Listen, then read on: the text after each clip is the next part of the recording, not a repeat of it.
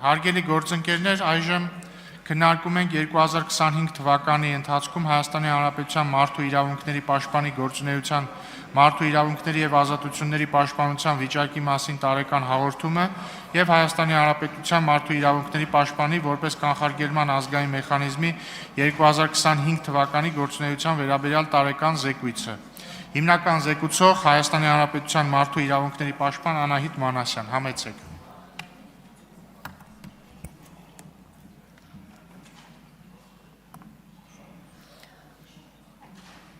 Ազգային ժողովի հարգարժան փոխնախագահ, հարգելի պատգամավորներ, սիրելի հայրենակիցներ, ձեզ եմ ներկայացնում 2025 թվականի ընթացքում մարդու իրավունքների պաշտպանի գործունեության և մարդու իրավունքների պաշտպանության վիճակի վերաբերյալ 2025 թվականի տարեկան հաղորդումը և մարդու իրավունքների պաշտպանի որպես կանխարգելման ազգային մեխանիզմ տարեկան զեկույցը։ Ի սկզբանե մի քանի վիճակագրական տվյալներ կներկայացնեմ, որից հետո կանցնեմ ավելի բովանդակային խնդիրների ներկայացմանը, որոնք վերաբերելու են Հայաստանի Հանրապետությունում տարբեր ոլորտներում առկա մարդու իրավունքներին առնչվող տարատեսակ խնդիրներին։ Նախ նշեմ, որ տարեց տարի, մասնավորապես նախորդ տարի մարդու իրավունքների պաշտպանին ուղղվող դիմում բողոքների թիվը էականորեն ավելանում է և նաև նախորդ տարի է էականորեն ավելացել, մասնավորապես մենք նախորդ տարի 2024 թվականի համեմատությամբ ունեցել ենք շուրջ 2900-ով ավելի դիմում բողոք, 22655 դիմում բողոք ենք ունեցել։ Ընդ որում նախորդ տարվա կտրվածքով, եթե դիտարկենք 2025 թվականին պետական մարմինների կողմից մարդու իրավունքների պաշտպանի համակարգային բնույթ ունեցող առաջարկների կատարման ընդհանուր տրամաբանությունն ու մեթոդաբանությունը, ապա պետք է նշեմ, որ էական առաջընթաց ենք ունեցել նախկինում եղած իրավիճակի համեմատությամբ, որովհետև մարդու իրավունքների պաշտպանի առաջարկների շուրջ 70%-ը, ես հիմա միջինացված թիվ եմ ասում, որովհետև երկու տարբեր զեկույցների դիտանկյունից թիվը մի փոքր այլ է, բայց շուրջ 70%-ը կատարված կամ մասնակի կատարված է համարվել, ինչը բավականին բարձր ցուցանիշ է, եթե հատկապես իրավիճակը համեմատենք նախկինում մարդու իրավունքների պաշտպանի կողմից համակարգային բնույթ կրող առաջարկները կատարելու ընդհանուր ցուցանիշի համեմատությամբ, որը կարծում եմ շատ կարևոր հանգամանք է, բայց բնականաբար բացի այս արձանագրումից կարևոր է նաև հետագայում խոսել ընդհանուր պրակտիկան և ընթացքը ավելի կատարելագործելու մասին և այս առնչությամբ բնականաբար իմ զեկույցի շրջանակներում նաև հնարավորություն կունենամ հանդես գալու։ Ուզում եմ հատուկ շեշտադրել, որ մենք այս տարի նաև վիճակագրական տարբեր տվյալներ ենք վերլուծել այն դիտանկյունից, թե հատկապես որ պետական մարմինների պարագայում է, որ բողոքների թիվը սովորաբար տարվա կտրվածքով նույնն է մնում, որ պետական մարմինների պարագայում է, որ բողոքների թիվը 6% աճ է գրանցում և ըստ էության մեր այս վիճակագրական տվյալները ցույց են տալիս, որ սովորաբար պետական մարմինների ու տեղական ինքնակառավարման մարմինների մեծ մասի պարագայում դիմում բողոքների թիվը կամ թեժ գծին ստացված ահազանգների թիվը այն մարմինների դեմ ում հետ կապված վիճակագրություն ենք վարում, սովորաբար տարվա կտրվածքով փոքր փոփոխության է ենթարկվում։ Մենք այս տարի կարծես թե ընդամենը 2 ցուցանիշ ենք ունեցել կամ 3, որոնց պարագայում այսպես 6% աճ ենք ունեցել դիմում բողոքների, մասնավորապես մեկը եղել է կրթության նախարարությունը, մյուսը Երևանի քաղաքապետարանը, որոնց հետ կապված դիմում բողոքների 6% աճ է գրանցվել և այս առումով ևս որոշակի վերլուծություններ իրականացրել ենք թե պատճառների, թե նաև հետագա ընթացքը ավելի կանոնակարգելու և բարելավելու մասին։ Եվ նաև ուզում եմ հատուկ շեշտադրել, որ թեև մենք անընդհատ հանրային իրազեկումներ ենք իրականացնում և խոսում ենք այն մասին, որ մարդու իրավունքների պաշտպանը դատարանների դեմ բողոքներ որպես այդպիսին չի քննում, բայց ոչ միայն շարունակաբար ենք ստանում դատարանների հետ կապված տարբեր դիմում բողոքներ, նաև նախորդ տարվա կտրվածքով այդքան իրազեկումներից հետո նույնիսկ դիմում բողոքների թիվը դարձյալ ինչ-որ առումով 6% է աճել, որովհետև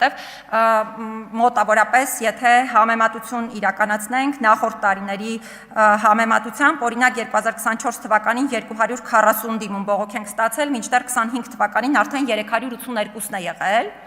Այստեղ էլ ուզում եմ հատուկ շեշտադրել և հատուկ արձանագրել դատական իշխանության անկախության կարևորությունը և իմ կողմից էթիկական սկզբունքների պահպանումը այս հարցերին առնչվող տարատեսակ քննարկումներ ծավալելիս, բայց ուզում եմ նաև արձանագրել, որ սա կարող է վստահաբար չեմ եզրահանգում, բայց կարող է որոշակի համակարգային հարցերի մասին վկայել, որոնց ընդ որում մենք տարեկան հաղորդման որոշակի հատվածներում անդրադարձ կատարել ենք, դրանց իհարկե ես հնարավորություն կունենամ նաև հիմա զեկույցիս կոնտեքստում եւս անդրադառնալու։ Բայց այս վիճակագրական հատվածը երևի թե այսքանով ավարտեմ, որովհետև եթե հարցեր լինեն, շատ ավելի մանրամասն կփորձեմ դրանց պատասխանել, կուզենամ ավելի շատ անդրադառնալ որոշակի բովանդակային խնդիրների, որոնք կարծում եմ համակարգային բնույթ են կրում, ընդ որում իմ այս տարեկան հաղորդման շրջանակներում ես չեմ խոսելու հիմա ուղղակի մի քանի անհատական խնդիրների մասին, խոսելու եմ համակարգային բնույթ կրող խնդիրների մասին, որովհետև դրանում է նաև այս տարեկան հաղորդումը ազգային ժողովին ներկայացնելու իմաստը։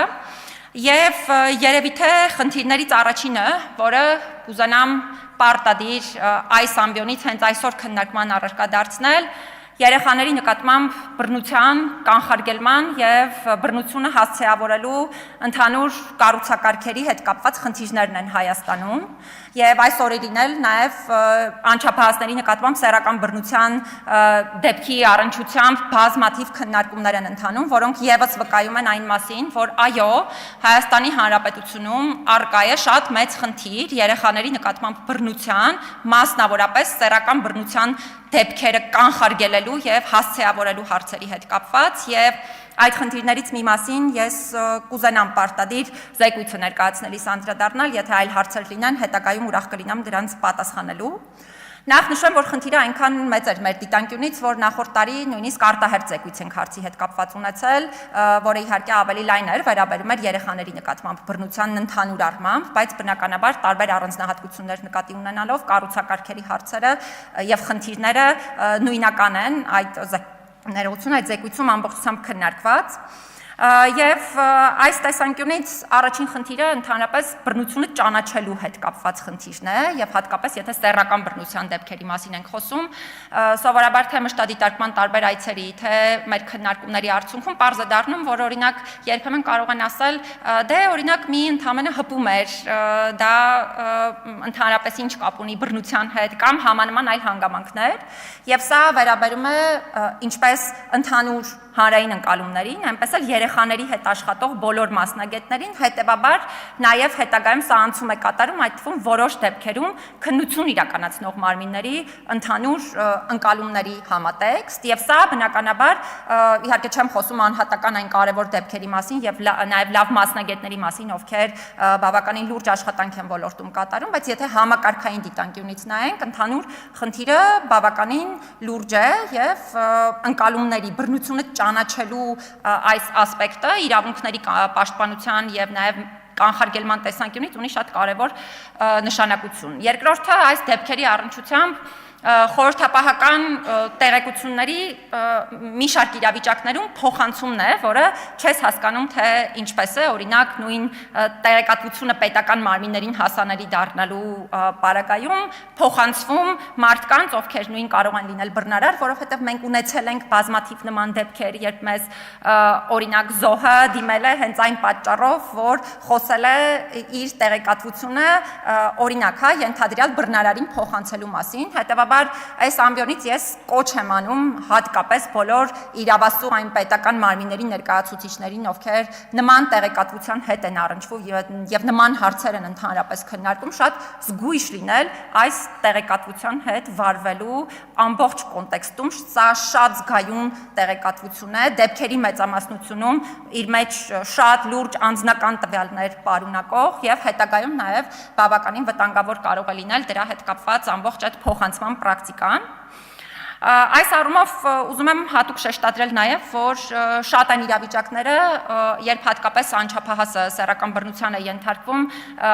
եթե խոսքը հատկապես զարգացման տարբեր առանձնահատկություններ ունեցող, հաշմանդամություն ունեցող անչափահասներին մասին է, իսկ ուզում եմ նաև հրապարակային ասել, որ այնպես չէ, որ Հայաստանում այդպիսի դեպքերը մեկն են կամ չկան, եւ մենք սրան պետք է շատ մեծ ուշադրություն դարձնենք։ Այնուհետև սրան անմիջապես հետևում է այնպիսի խոսույթի օգտագործումը, որը թիրախավորում է օրինակ նույն հաշմանդամություն ունեցող անձանց, կամ դարձյալ շատ կարևոր է պետական մարմիններին դարձյալ կոչ, ցուցմունքի արժանահավատությունը չի կարող պայմանավորված լինել եւ ոչ միայն ցուցմունքի որոշում կայացնելու հնարավորությունը չի կարող պայմանավորված լինել միայն անձի որոշակի զարգացման առանձնահատկություններ ունենալու, հաշմանդամություն ունենալու հանգամանքով եւ այլն։ Ու սա ցույց է տալիս նաև ըստ էության այն ամբողջ հիմնական խնդիրը, որը ոչ միայն մեր պետական մարմինները, տարբեր մասնագիտական համայնքներ, մասնագետներ ունեն նաև անգործունակության ինստիտուտի հետ կապված եւ հոգեկան առողջության խնդիրներ ունեցող անձանց հետ կապված, որովհետեւ մարդկանց թվում է, որ եթե անձը ունի հոգեկան առողջության խնդիր, ապա նա ունի որոշումներ կայացնելու հնարավորություն եւ իրավասություն։ Սա ընդհանրապես այդպես չէ եւ այս պրակտիկան մենք պետք է կարողանանք ամբողջությամբ փոփոխել եւ իհարկե այս գործերի քննությունն ունի մի շարք առանձնահատկություններ, որը պետք է մարմինները հաշվի առնեն, շատ կարեւոր է, որպեսզի տիրապետեն այդ առանձնահատկություններին խնդիրները ճիշտ տրամաբանությամբ կանոնակարգելու համար եւ այս բոլոր դեպքերի հետ կապված նորից պիտի շեշտադրեմ երեխաների անձնական տվյալների պաշտպանության խնդիրը, ընդ որում խոսքը միայն երեխաներին չի վերաբերում, այդ թվում նրանց հարազատների, օրինակ ծնողների հետ կապված դարձյալ տեղեկատվության տարբեր աղբյուրներով հրապարակումներ դարձյալ օրինակ թիրախավորում հաշմանդամություն ունենալու հանգամանքի հիմքով կամ մի շարք այլ տարբեր հիմքերով այս բոլոր դեպքերում պետք է շատ զգույշ ու զգայուն լինել։ Բայց այս հարցին եթե հետագայում հարցեր լինեն, ուրախ կլինեմ շատ ավելի մանրամասն պատասխանելու, կուզենամ մի քանի այլ խնդիրների եւս անդրադառնալ, քանի որ այդ թվում վերջում քրեական վարույթներին առնչվող հարցերի մասին ես խոսեցի, ուզում եմ հատուկ արձանագրել, որ նախորդ տարվա կտրվածքով մեր հիմնական բարձրաձայնվող խնդիրներից մեկը եղել է նաև քրեական վարույթների համատեքստում երաշխիքների ապահովման ու հակառակը այդ երաշխիքների պահպանման հետ կապված տարաբնույթ խնդիրների առկայության հարցը։ Չեմ ուզենա հիմա հատուկ անդրադառնալ այն հարցին, թե քանի անգամ եմ հրապարակային խոսել անմեղության կանխավարկածը պահպանելու կարևորության, մի շարք այլ երաշխիքներ պահպանելու կարևորության մասին, բայց այստեղ կուզենամ անպայման անդրադառնալ Հայաստանում կալանքների հետ կապված խնդրին, որովհետև իմ խորին համոզմամբ սա Հայաստանի համար եղել է եւ շարունակում է մնալ ամենահամակարգային խնդիրներից մեկը, ընդ որում այսքան բարձրաձայնումներից հետո եւ ընդ որում այն իրավիճակում, որ եթե տարածաշրջանային մակարդակով նույնիսկ համեմատենք թե տարբեր եվրոպական պետությունների հետ, թե ինչու՞ չէ նաեւ մեր տարածաշրջանի պետությունների հետ, վիճակագրությունը,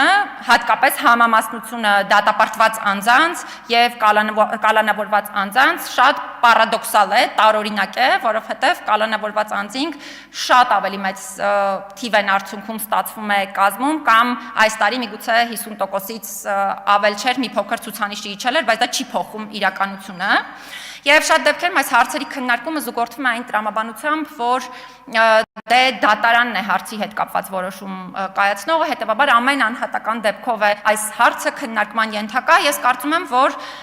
եթե մենք այսքան տարի, տասնամյակներ շարունակ արձանագրում ենք այս խնդիրները եւ այսքան տարի խոսում ենք այս խնդրի մասին, հղում կատարել ընդհանրապես նրան, որ դե ամեն գործով անհատական ակտ է կայացվում, հետևաբար ոչինչ չի կարելի անել, նշանակում է ունենալ կամ ստանձնել կոլեկտիվ անպատասխանատվություն, եւ ես կարծում եմ, որ մենք բոլորս պետք է իրապես լուրջ ջանքեր գործադրենք ընդհանրապես այս խնդիրը Հայաստանում պատշաճ լուծելու առնչությամբ։ Իհարկե քրեական վարույթների հետ կապված մենք տարատեսակ այլ դիմումներ ենք ստանում ու նաև այսպես հրապարակային ես առիթ ունեցել եմ խոսելու համակարգային մի շարք հարցեր կան, բայց դարձյալ դրանց վրա չեմ ուզենա կենտրոնանալ ժամանակի սահմանափակվածությունը նկատի ունենալով, կուզենամ մի հարցի վերաբերյալ խոսել, որը վերաբերում է խոսքի ազատության սահմանների խախտման համար քրեական պատասխանատվության գործիքների կիրառմանը։ Ես կարծում եմ, որ այս առումով Հայաստանում ընդհանրապես որոշակի չէ իրավիճակը, որովհետև ընդհանրապես պարզ չէ, թե խոսքի ազատության սահմանները խախտելու մի դեպքի համար ինչու կիրառվեց քրեական պատասխանատվություն, մյուսի պարագայում չկիրառվեց։ Հիմա ես իհարկե չեմ խոսում այն մասին, որ բոլորը ենթարկվեն քրեական պատասխանատվության կամ բոլորը չենթարկվեն, եւ ես խոսում եմ այն մասին, որ պրակտիկան միանշանակ պետք է լինի միասնական, մինչդեռ Հայաստանում սա երբեմն նաև հայեցողականության տպավորություն է թողնում։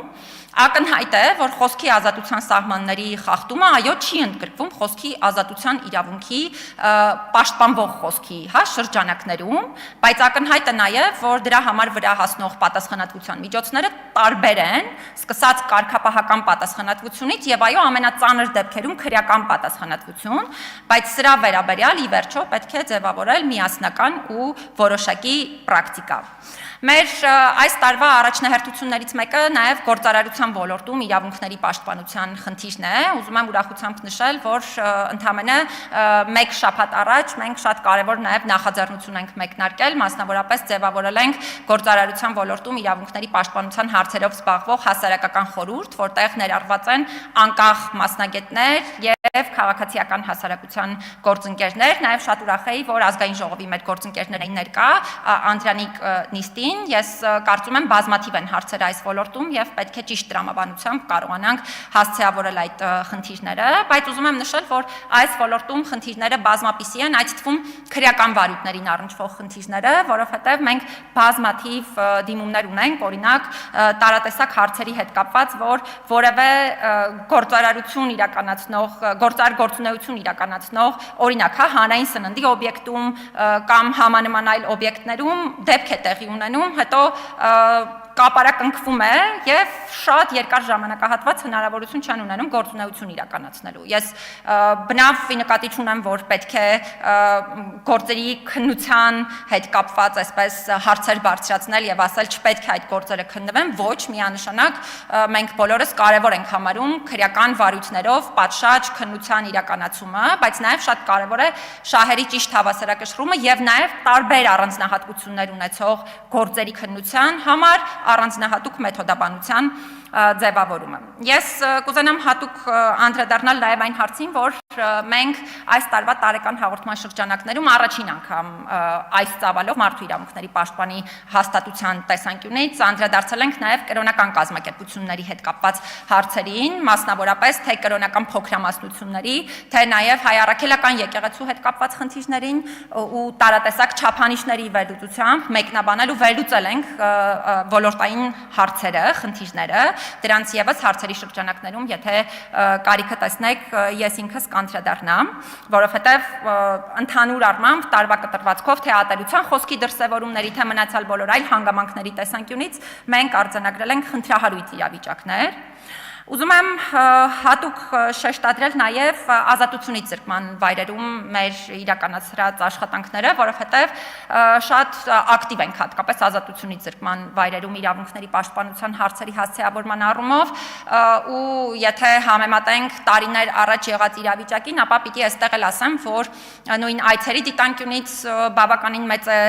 այցերի թիվը հենց անձամբ ես եմ այցեր իրականացում եւ շատ եմ շփվում նաև հենց ազատությունից զրկված անձանց հետ, նրանցից լսում տարատեսակ խնդիրներ եւ այս առումով երևի թե նախորդ տարվա կտրվածքով համակարգային հիմնական խնդիրը, որ պիտի արձանագրեմ, դա ինքնասպանությունների եւ ինքնավնասումների կանխարգելման առումով արկա խնդիրն է, որը իմ խորին համոզմամբ համակարգային խնդիր է, ընդ որում այս հարցին չենք կարող անդրադառնալ այն տրամաբանությամբ զուտ, որ դե որևէ իրավական ակտում մենք ամրագրել ենք կանխարգելման մեխանիզմներ։ Իրականում, եթե դիտարկում ենք ցուցանիշները, 2025 թվականին տեղի է ունեցել 24 դեպք, որոնցից 8-ը ինքնասպանության դեպք են ու մահվան ցուցանիշը նախորդ տարվա համեմատությամբ կրկնապատկվել է, իսկ ինքնասպանության դեպքերի ցուցանիշը ամենաբարձրն է եղել վերջին 15 տարիների ընթացքում։ Սա նշանակում է, որ կանխարգելման մեխանիզմների առումով մենք իրապես շատ լուրջ խնդիրներ ունենք եւ այս ուղղությամբ միանշանակ պետք է աշխատենք։ Ահռելի ծավալ ունեն խնդիրները, հոգեկան առողջության խնդիրներ ունեցող անձանց իրավունքների պաշտպանության ոլորտում, բայց ցավոք շատ դեպքերում ընդհանրապես ուշադրությունից դուրս են մնում, որովհետև բոլորս էլ հասկանում ենք, որ հատկապես հոգեկան առողջության կենտրոններում անձինք երբեմն, եթե օրինակ մենք մշտադիտարկում չիրականացնենք կամ այլ ձևաչափով դեպքերին չտեղեկանանք, շատ դեպքերում ուղղակի հնարավորություն չունեն խոսելու խնդիրների մասին։ Ուզում եմ հատկապես առանձնացնել ոչ հոժարական հոսպիտալացման խնդիրները, ընդ որում, եթե այսպես պրակտիկայի ընդհանուր ամփոփում իրականացնենք, երևի հիմնական խնդիրը կայանում է նրանում, որ մասնագետները Հայաստանում, ի նկատի ունեմ, եթե այսպես բոլոր մասնագիտական համայնքները վերցնենք, ինչպես ամենասկզբում նշեցի, ոչ այնքան պատշաճ տեղեկատվություն ունեն ընդհանրապես այս խումբ անձանց իրավունքների պաշտպանության առանձնահատկությունների մասին, նորից կրկնեմ, շատերը համարում են, որ եթե անձը ունի հոգեկան առողջության խնդիր, նա չի կարող որևէ տեսակի որոշում կայացնել, ոչ հոժարական հոսպիտալացումների ընդհանուր պրակտիկան, թե դատական պրակտիկայի, թե անձանց իրավաբանական օգնություն ստանալու իրավունքի տեսանկյունից, եթե դիտարկում ես, շատ խնդրահարույց է եւ այստեղ միանշանակ շատ լուրջ զարգացման կարիք ունի թե դատական պրակտիկան, թե նաեւ անվճար հիմունքներով պետության կողմից տրամադրվող իրավաբանական օգնությունը այս պահին տրամադրվում է հանրային պաշտպանի գրասենյակի միջոցով եւ այս ուղղությամբ եւս միանշանակ պետք է շատ լուրջ համակարգային քայլեր ձեռնարկվեն։ Եվ կուզենամ հատուկ շեշտադրել իրավահավասարության ու հակախտրականության ոլորտը, որը այո շարունակում է խնդրահարույց մնալ միանշանակ։ Իհարկե մեր հաստատության գործունեությունը կոնցեպտուալ առումով է փոխված այս ոլորտի առումով, եթե նայենք տարիներ առաջ եղած ընդհանուր գործունեությունը, սա երևի այն հիմնական ոլորտներից է, որտեղ եղել են կոնցեպտուալ բնույթի փոփոխություններ, բայց Հայաստանում միանշանակ է, որ բոլոր խմբերի նկատմամբ շարունակում է պահպանվել խտրական վերաբերմունքի ընդհանուր մթնոլորտը, շատ լուրջ են կարծրատիպերը ընդհանրապես, բոլոր հիմքերի հիման վրա, կարող եմ հիմա ասել կանանց, հաշմանդամություն ունենալու, ազգային, էթնիկ պատկանելության, կրոնական համոզմունքների, ցանկացած այլ հիմքով, եթե հիմա վերցնենք, գենդերային հավասարությունը ընդհանուր առմամբ շատ խնդրահարույց է շարունակում Հայաստանում մնալ, հետևաբար այս առնչությամբ պետք է ոչ միայն լուրջ քայլեր ձեռնարկել, հատկապես նախընտրական այս ժամանակահատվածում, նաև նկատի ունենալով մեր քաղաքացիական հասարակության գործընկերների հետ իմ բոլոր հանդիպումները եւ քննարկումները, հիմա այսպես ընդհանուր նաև կոչ եմ անում բոլոր քաղաքական դերակատարներին զերծ մնալ խտրական ու ատելության խոսքի օգտագործումից, այդ թվում իրենց քաղաքական ելույթների շրջանակներում, որովհետև սա առաջին հայացքից թվում է, որ դե քաղաքական խոսք է, բայց դա իրականում իրավական խնդիր է եւ շատ լուրջ հետևանքների է հանգեցնում եւ կարող է հանգեցնել։ Ես ուզում եմ հատուկ անդրադառնալ նաև իմ տարեկան հաղորդման ներկայացման շրջանակներում, ինչպես բռնի տեղահանված անձանց, այնպես էլ գտնվելու վայրն անհայտ անձանց եւ Ադրբեջանում ազատությունից զրկված անձանց իրավունքների պաշտպանության հետ կապված խնդիրներին, որովհետեւ սա մեր հաստատության գործունեության երևի թե ամենամեծ ծավալն ունեցող հատվածներից մեկն է ըստ էության։ Բռնի տեղահանված անձանց մասով հիմնական շեշտադրումս, որ դարձյալ կարևոր եմ համարում հենց ազգային ժողովի ամբիոնից իրականացնել, այն է, որ երկկողմանի, թե պետության կողմից, թե բռնի տեղահանված անձանց կողմից միանշանակ պետք է ապահովել այդ վերաինտեգրման գործընթացը եւ զգայուն պետք է շատ լինել ընդհանրապես բռնի տեղահանված անձանց իրավունքների եւ նրանց հետ կապված տարբեր հարցեր հասցեավորելու գործընթացներում։ Այս առումով ուզում եմ նշել, որ մենք պարբերաբար նաեւ փորձում ենք բռնի տեղահանված անձանց եւ տարբեր պետական մարմինների հետ հանդիպումներ կազմակերպել համատեղ, վերջերս կանանց հետ էինք հանդիպում կազմակերպել, որին մասնակցեց նաեւ սոցիալ նախարարը եւ սա շատ կարևոր հանդիպում էր, որովհետեւ տեղում բազմաթիվ խնդիրներ իրենց լուծումները հնարավորություն ունեցանք ստացած համարելու, բայց այս տեսանկյունից վստահ եմ, որ քայլերը պիտի միանշանակ շարունակական լինեն։ Ուզում եմ հատուկ անդրադառնալ Ադրբեջանում ազատությունից զրկված հայերի հետ կապված հարցին եւ հատուկ արձանագրել, որ Ադրբեջանում ազատությունից զրկված բոլոր հայերը պետք է ազատ արձակվեն անհապաղ եւ սա է հիմնական նպատակակետը, որը այս հարցի քննարկման կոնտեքստում որևէ առումով պետք է լինի։ Ես ուզում եմ հատուկ նաեւ անդրադառնալ այն հանգամանքին, որ իհարկե վերջին ամսվա կտրվածքով մեզ համար ոչ այնքան հասկանալի եւ բազմաթիվ հարցեր առաջացնող տարատեսակ իրադարձությունների շղթաներ էին տեղի ունենում, այդ թվում մեր հաստատության հետ կապված։ Ես դրանց չեմ ուզենա հիմա անդրադառնալ, որովհետեւ մենք աշխատում ենք մի վնասիր սկզբունքով եւ քանի որ անձինք այս պահին ազատությունից զրկված են, հիմա դրանց չենք անդրադառնա եւ հետագայում դրանց անդրադառնալու հնարավորություն կլինի, բայց ուզում եմ հատուկ արձանագրել, որ Այո, այս անձինք պետք է ազատ արձակվեն, որովհետև դա է պահանջում այսօրվա աշխարհում գործող միջազգային ամբողջ իրավական արժեբանությունը եւ նաեւ խաղաղության գործընթացը, եւ այս փուլում նաեւ նրանց իրավունքները պետք է երաշխավորված լինեն ու դա պետք է իրականացվի միջազգայինորեն ճանաչված անկախ մոնիթորինգային մեխանիզմի առկայության համատեքստում, որովհետև հակառակ պարագայում բնականաբար ինչպես ցանկացած երկրում եւ հատկապես այս իրավիճակում, երբ անձինք ունեն կրկնակի խոցելիություն, բնականաբար իրավիճակը չի կարող լինել այնպիսին, ինչպիսին մենք կարող ենք օրինակ մի շարք այլ դեպքերում տեսնել, հետեւաբար անկախ մոնիթորինգային մեխանիզմները միանշանակ առաջնահերթություն են Եվ շատ կարևոր է նաև անընդհատ հասցեավորել գտնվելու վայրն անհայտ անձանց ու նրանց հարազատների իրավունքների հետ կապված հարցերը, որոնց մենք անընդհատ ռեժիմով ըստ էության պարբերաբար անդրադառնում ենք մեր գործունեության շրջանակներում։ Ես կուզենամ նաև անդրադարձ կատարել հատկապես երեխաների հաշմանդամություն ունեցող անձանց եւ այլ խմբերի առնչությամբ հաղորդակցությունը վարելու մեթոդներին, որովհետեւ նորից կրկնեմ, այստեղ պետք է լինել շատ զգայուն հաշվի առնել մի քանի կարևոր հանգամանքներ, որոնք միանշանակ առաջնահերթ պիտի լինեն այս բոլոր խնդիրները հասցեավորելիս։ Այս տարվա կտրվածքով եւ նաեւ նախորդ տարվա արդյունքները հաշվի առնելով, որպես ամփոփում երևի մի քանի, պետք է հատուկ շեշտադրեմ, որ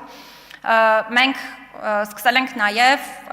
հասցեավորել մարդու իրավունքների պաշտպանի հաստատության եւ մարդու իրավունքների պաշտպանի կարգավիճակի առնչությամբ իրազեկվածության խնդրին առնչվող բոլոր ասպեկտները, որովհետեւ սա նաև նախորդ տարի այդ թվում Եվրոպայի խորհրդում եւ մի շարք այլ միջազգային գործընկերների հետ համատեղ քննարկումներում դարձել է ոչ միայն Հայաստանի դիտանկյունից, նաև տարբեր այլ պետությունների դիտանկյունից իրենց առանձնահատկությունները հաշվի առնելով լուրջ քննարկման առարկա։ Ուզում եմ պարադոքսալ մի փաստ արձանագրել Հայաստանի հետ կապված, որովհետև ի տարբերություն շատ այլ երկրների, որտեղ հիմնական խնդիրները թե կարգավիճակի վերաբերյալ տեղեկացվածության, թե մարդու իրավունքների պաշտպանի գործունեությանը միջամտությունների հետ կապված սովորաբար արձանագրվում են գործադիր իշխանության, իրավապահ մարմինների, ավելի այդպես համանման դերակատարների կողմից։ Հայաստանում պարադոքսալ վիճակ է, որովհետև թե տեղեկացվածությունը, եթե վերցնենք օրինակ, բավականին ավելի բարձր է նույնիսկ գործադիր իշխանության համատեքստում տեղեկացվածությունը մարդու իրավունքների պաշտպանի մանդատի ու անկախության ու գործունեությանը չմիջամտելու կարևորության հետ կապված, քան մի շարք այլ այդ թվում անկախ մարմիններում եւ մի շարք այլ դերակատարների շրջանում։ Եվ նաև դարձյալ Եվրոպայի խորհրդում այդ քննարկումներից հետո համարում եմ, որ Հայաստանում էլ սա առաջնահերթ հասցեավորման հարց է լինելու եւ մեր կողմից էլ սրա ուղղությամբ արդեն իսկ մշտապես են տարվել աշխատանքներ, բայց շատ ավելի թիրախավորված եղանակով են սրա հետ կապված աշխատանքներ տարվելու։ Եվ ուզում եմ վերջում անդրադառնալ այն հանգամանքին, որ արդեն նշեցի, որ բավականին բարձր է եղել ցուցանիշը մեր համակարգային առաջարկները կատարելու հետ կապված, ու այս առումով հատկապես այս ցուցանիշը ավելի շատ ձևավորվել է այն մի քանի հիմնական մարմինների գործունեության արդյունքում, որոնք իրապես շատ արձագանքողական են եւ անընդհատ հասցեավորում են մեր բարձրաձայնած խնդիրները։ Ես կուզենամ հատուկ շեշտադրել, որ հիմնական իմ տեսլականը եւ մեր հաստատության տեսլականն այն է, որ մենք պետք է ցուցանիշի շատ ավելի մեծացում ու բարձրացում ունենանք եւ դա պետք է ավելի համակարգային բնույթ կրող, այսպես գործընթաց լինի, ինչու, որովհետեւ եթե այս ամբողջ պատշաճ գործընթացին միանան մի շարք այլ մարմիններ եւս, ի նկատի ունեմ այդ արագությամբ եւ այդ համակարգայնությամբ, ես կարծում եմ, որ մենք բազմաթիվ խնդիրներ լուծելու հնարավորություն կունենանք։ Իհարկե խնդիրները մի օրվա ընթացքում չեն լուծվելու, որովհետև խնդիրները մի օրվա ընթացքում չեն ձևավորվել, բայց առնվազն խնդիրների լուծմանը պետք է ցուցաբերել հայեցակարգային եւ համակարգային մոտեցումներ։ Իհարկե պետք է հատուկ շեշտադրեմ, որ այս առումով առաջինը բնականաբար կամքի առկայությունն է կարևոր, բայց բացի կամքի առկայությունից, որպես դրան զուգահեռ ու հաջորդ քայլ շատ կարևոր է հայեցակարգային լինել եւ պրոֆեսիոնալ լինել այս բոլոր լուծումները առաջարկելու համատեքստում, որպեսզի դրանք ոչ թե լինեն մեկօրյա լուծումներ, այլ լինեն երկարաժամկետ լուծումներ, տարատեսակ խնդիրներ հասցեավորելու նպատակով։ Եվ ուզում եմ շնորհակալություն հայտնել այն բոլոր գործընկերներին,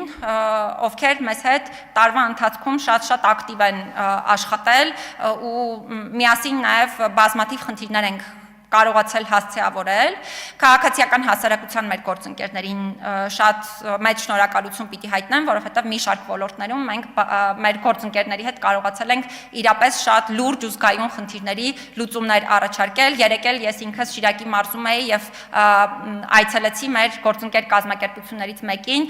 Ագաթ հասարակական կազմակերպությանը, որը զբաղվում է հաշմանդամություն ունեցող անձանց կանանց հետ կապված խնդիրներով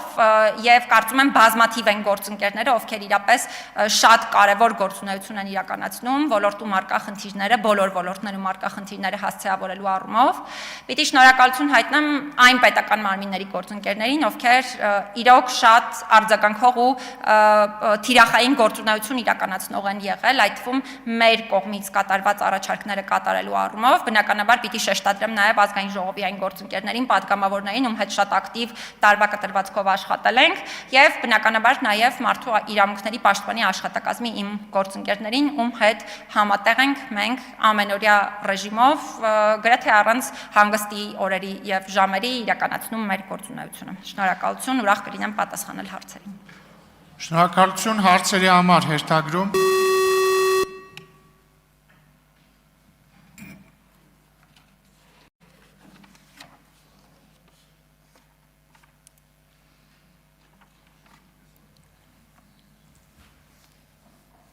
Սերգեյ Բագրատյան։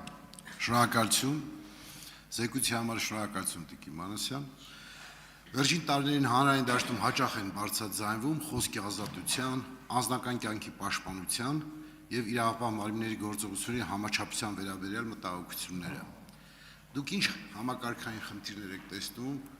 եւ դա կապված է օրենքների թերիության հետ, թե կապված է օրենքները ճիշտ չկիրառելու, արդյունավետ չկիրառելու հետ։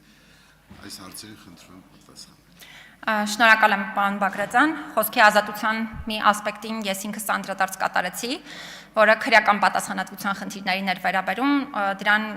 եթե դեմ չեք նորից չանդրադառնամ, որովհետև արդեն իսկ դիրքորոշումս համապարփակ ձևով ներկայացրել եմ։ Խոսքի ազատության առումով երևի ամենամեծ խնդիրներից մեկն այն է, որ խոսքի ազատությունը Հայաստանում այսօր նաև անսահմանափակ ձևաչափով է ընկալվում, որը շատ դեպքերում հանգեցնում է ատելության խոսքի դրսևորումների, խտրական խոսքի դրսևորումների եւ այլն։ Ես կարծում եմ, որ մենք կրթական շատ լուրջ բարեփոխումների կարիք ունենք, նաև ցույց տալու, որ խոսքի ազատությունը ունի սահմաններ, որտեղ են այդ սահմանները եւ ինչի համար կարող է վերահասնել ընդհանրապես պատասխանատվություն։ Բայց պատասխանատվության տեսակները պիտի շատ հստակ կիրառվեն եւ որոշակի ձևաչափով կիրառվեն, մասնավորապես ես օրինակ շատ կարեւոր կհամարեմ, որպեսզի մասնագիտական համայնքները շատ ուշադիր լինեն համայնքների ներսում վարքագծի կանոնների եւ էթիկայի պահպանմանը, որովհետեւ մի շարք դեպքերում օրինակ երբ օրինակը արձանագրվում է քրեական պատասխանատվության որևէ միջոցի կիրառում, ես ինքս դատապարտում եմ շատ հաճախ այդ դեպքերը եւ կարծում եմ, որ միգուցե եթե ի սկզբանե կարգապահական պատասխանատվության գործիքներ կիրառվեին եւ այդ անձին իմանային, որ պրոբլեմատիկ է, խնդրահարույց է, ունենալ նման խոսքի տեսակներ, բնականաբար հետագայում գործ չէինք ունենա այդպիսի իրավիճակների հետ։ Անձնական տվյալների պաշտպանության հարցը իհարկե այսօրվա ամբողջ աշխարհում է ամենամեծ քննարկվող հարցերից մեկը արհեստական բանականության համատեքստում, բայց ես գուշակում եմ, որ ձեր հարցը չի վերաբերում արհեստական բանականության գործիքներին, ձեր հարցը վերաբերում է քրեական արդարադատության այդ ամբողջ շղթայի համատեքստում կիրառվող գործիքներին։ Ես կարծում եմ, որ մենք խնդիր ունենք, տեսնում եմ համակարգային խնդիրներ եւ ինչպես նշեցի, քրեական վարույթների տեսանկյունից իմ կարծիքով ամենամեծ խնդիրներից մեկը հենց այդ երաշխիքների պահպանման հետ կապված մեր ունեցած խնդիրներն են, որոնք իմ կարծիքով շեմը շատ իջեցված ձևով է կիրառվում եւ շատ դեպքերում մենք գործ ենք ունենում օրինակ մասնավոր կյանքի անձեռնմխելիության իրավունքին, անձնական տվյալների պաշտպանության իրավունքին կամ նամակագրության հեռախոսային խոսակցությունների գաղտնիության իրավունքին միջամտության այնպիսի իրավիճակներում, որոնց պարագայում ես կարծում եմ, որ այդ միջամտությունը հարցեր է առաջացնում առնվազն եւ միգուցե այդ շեմերը պետք է շատ ավելի այլ տրամաբանությամբ պահպանել եւ կիրառել։ Հետեւաբար ես կարծում եմ, որ մենք այո լուրջ խնդիր ունենք ընդհանրապես մեր պրակտիկայի դիտանկյունից եւ համարում եմ, որ այս խնդիրները այո պետք է պատշաճ եղանակով հասցեավորվեն։ Արձագանք։ Շնորհակալություն պարզաբանման համար եւ պատասխանների համար։ Տիկին Մանասյան, եւս մեկ հարց, որ հաճախակի մեր քաղաքացիների մեզ հաշմանդամություն ունեցող անձանց է վերաբերում, որոնք հաճախ խնամակալության հետ կապված եւ նաեւ կարգերի հաստատման ամեն տարի ստուգելու հետ կապված խնդիրներ են բարձրացնում։ Արդյոք հնարավոր չի այդտեղ մենք համատեղ աշխատենք եւ այնպիսի օրենսդրական դաշտ ունենանք, որ մարդիկ լրացիչ խնդիրներ չունենան, որովհետև հաճախ նրանք միայնակ են եւ օգնության կարիք ունեն եւ այդտեղ հասարակությունը մեծ անելիք ունի, բայց նաեւ կարեւոր է օրենքների այնպիսի կարգավորում, որ եթե ասենք պայմանական ասած մարդը ոդկա անդամահատված է, վերջույթ անդամահատված է, այնպես չի չէ, որ դա հնարավոր է վերականգնել, բայց ամեն տարի մարդկանց նորից ստուգում են եւ այս խնդիրը բավականին տարածված է։ Ինչ կասեք այդ մասին, ինչ կարող ենք անել, շնորհակալ եմ։ Շնորհակալ եմ, պարոն Բագրատյան, իրականում շատ կարևոր հարց եք բարձրացնում հաշմանդամություն ունեցող անձանց հետ կապված։ Իրականում այս խնդիրը առաջացել է համակարգի փոփոխության արդյունքում, որովհետեւ մենք ավելի այդպես բժշկական մի քիչ քաղաքացիների համար ավելի հասկանալի տերմինով, բացատրեմ, բժշկական համակարգից անցում ենք կատարել այդ ֆունկցիոնալության գնահատման համակարգին, որը ըստ էության տարբերվում է այն բժշկական համակարգից, բայց միանշանակ է, որ համակարգը դեռևս չի կարող պատրաստ լինել, սկսած այն հանգամանքից, որ մենք ընդհանրապես ֆիզիկական միջավայրին նույնիսկ մատչելիություն չունենք մեր պետությունում եւ նաեւ չունենք համայնքային բավարար ծառայություններ եւ այլն, իհարկե սա է ամենամեծ խնդիրը, ոչ թե համակարգի արկայությունը, այլ այս դրան ուղեկցող գաղափարների արկայությունը, բայց միանշանակ ես պատրաստ եմ նաեւ համատեղ աշխատանքներ իրականացնելու այս հարցերը հասցեավորելու ուղղությամբ, չնայած այն հանգամանքին, որ սրա վերաբերյալ ամենօրյա ռեժիմով ենք, մենք գործունեություն իրականացնում նաև տարեկան հաղորդման համատեքստում հարցին առնչվող տարբեր դիտարկումներ ունենք։ Ալխաս Ղազարյան։ Շնորհակալություն, Տիկին Մանասյան, դուք նշեցիք, որ դիմում բողոքների քանակը բավականին շատացել է նախորդ տարիների համեմատ ու ոլորտներն էլ նշեցիք կոնկրետ, օրինակ ինձ հետաքրքիր է դատարանների դեմ դիմում բողոքների բովանդակության առումով, եթե կմտաբերեք ամենակարևոր բովանդակային շեշտադրումը, որ հարցի շուրջ է եղել դատարանների դեմ եւ նաեւ ձեր խոսքում նշեցիք նաեւ կրոնական կազմակերպությունների հետ կապված հարցերի վերլուծություն եք իրականացրել, ինչպիսի դիմում բողոքներ են եղել եւ ինչ հարցի շուրջ։ Շնորհակալություն, Տիկին Ղազարյան։ Դատարանների հետ կապված բողոքները դարձյալ, բայց այս հարցին պատասխանելիս մի անգամ եմ ուզում շեշտադրել, որ մեզանից որևէ մեկը իրավունք չունի միջամտել դատարանների անկախությանը, հիմա մենք զուտ համակարգային խնդիրների մասին ենք խոսում։ Այո, մենք ունենք որոշակի վերլուծություններ, թե ինչ հարցերի հետ կապված են հիմնական բողոքները, դրանք մեծամասամբ վերաբերում են ինչպես հոգեկան առողջության խնդիրներ ունեցող անձանց հետ կապված տարբեր հարցերի, այդ թվում ոչ հոժարակամ հոսպիտալացում եւ նմանատիպ այլ հարցերի, վերաբերում են կալանքի հետ կապված խնդիրներին, ունենք բազմաթիվ հարցեր սոցիալական տարբեր ասպեկտների հետ կապված, այդ թվում աշխատանքային իրավունքներ եւ այլն, այսինքն սպեկտրը բավականին լայն է ու այստեղ ես կարծում եմ, որ այո, միանշանակ է, որ մի հատ համակարգային նաեւ մտածելու խնդիրներ կան, բնականաբար ոչ թե դա մենք պիտի իրականացնենք մենք մեզանով, այլ շատ կարեւոր է, որպեսզի պատշաճ համագործակցություն ունենանք այդ թվում դատական իշխանության մարմինների հետ, հասկանալու այն հանգամանքը, թե ինչ տրամաբանությամբ պետք է հասցեավորվեն այս խնդիրները։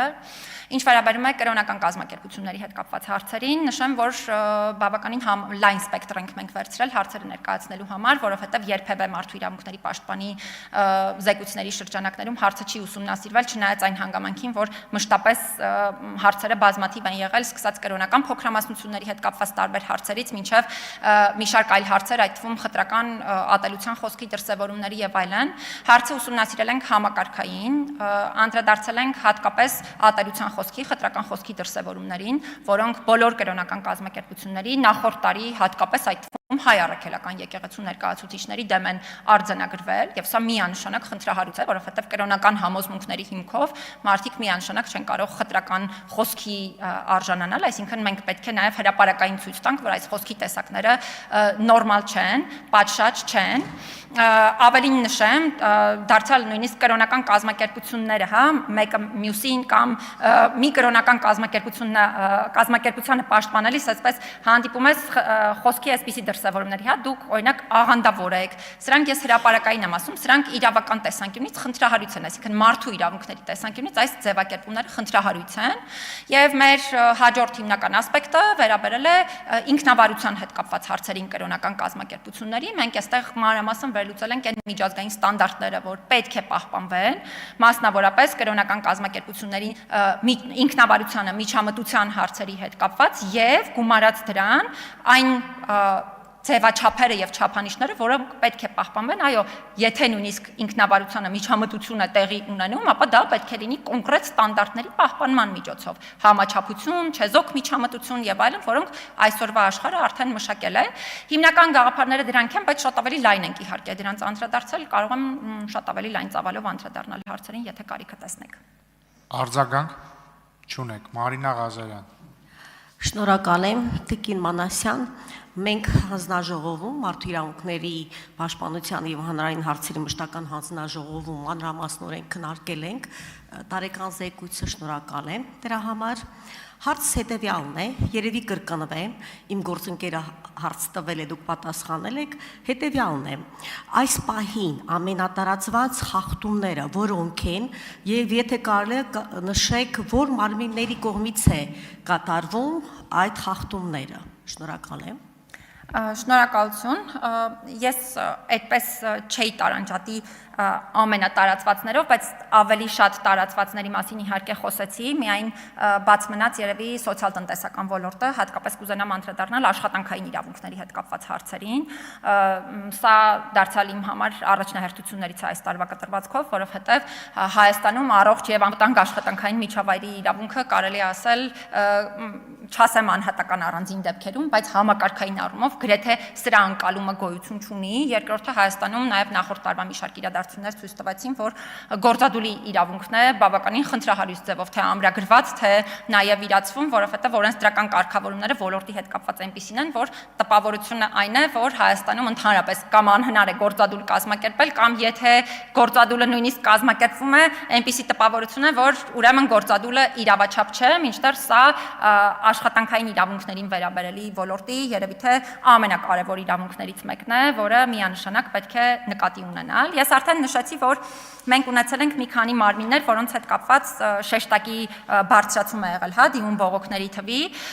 Եթե վերցնենք օրինակ կրթության ոլորտը, այստեղ ամենահիմնական խնդիրը, որ արձանագրել ենք, ես նաև խախտման որոշում եմ այս հարցի հետ կապված կայացրել, վերաբերում է օրենքով սահմանված ժամկետից ուշ հանրակրթության մեջ ընդգրկվող երեխաներին, որոնք հանրակրթության մեջ են ընդգրկվում իրենց տարիքին համապատասխան դասարանում եւ բնականաբար երբ չեն հաճախել նախորդ դասարան, երեխաների համար բազմաթիվ խնդիրներ են այստեղի հայտ գալիս։ Իհարկե ես չեմ ուզենա պատճառներին անդրադառնալ, թե ինչու են ժամկետից ուշ գնում կամ ինչու այդպես եղավ, որ իրավիճակը այսպես ստացվեց, որովհետեւ երեխայի լավագույն շահի երաշխավորման կամ նրա իրավունքների երաշխավորման տեսանկյունից դա այդքան էլ մեծ կարևորություն չունի եւ այստեղ ես կարծում եմ այո, խնդիր կա եւ շատ կարևորում եմ, որպեսզի պետական մարմինները այս առումով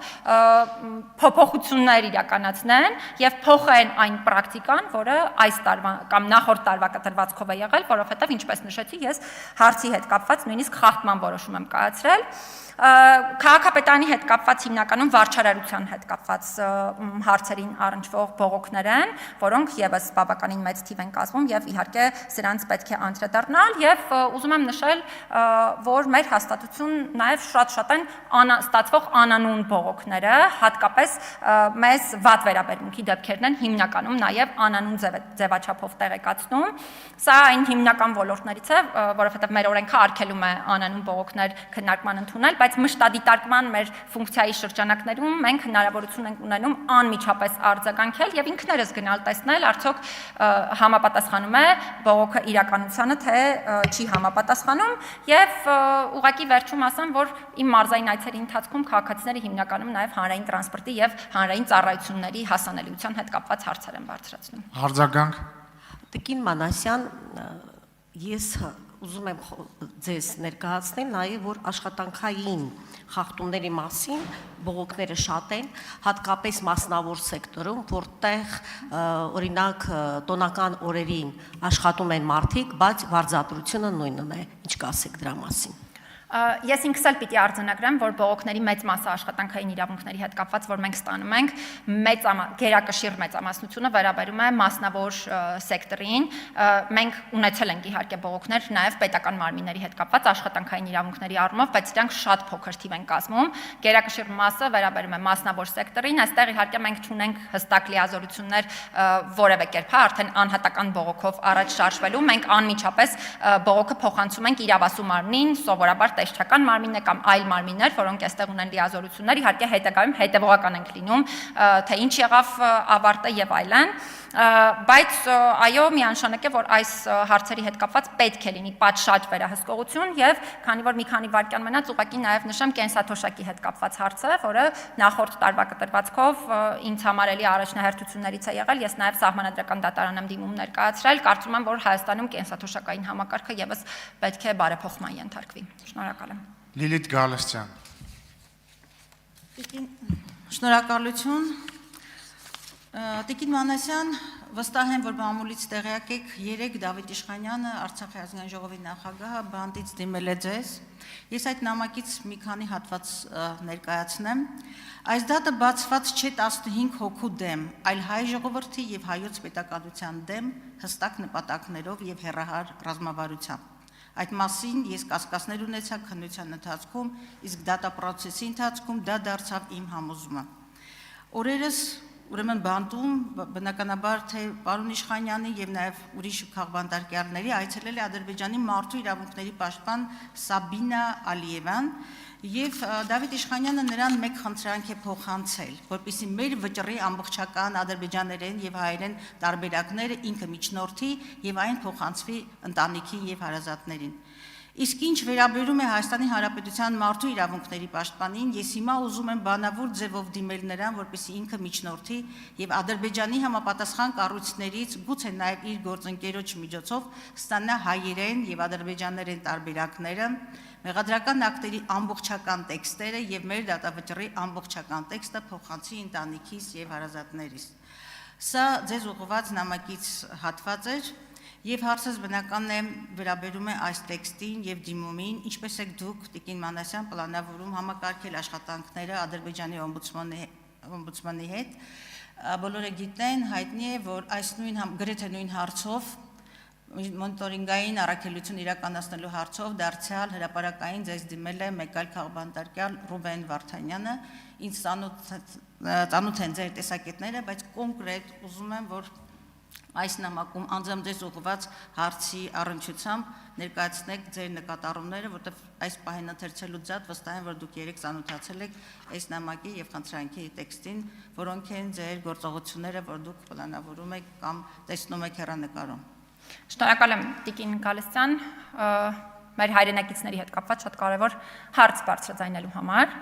Ուզում եմ հատուկ շեշտադրել, որ եթե քաղաքացիները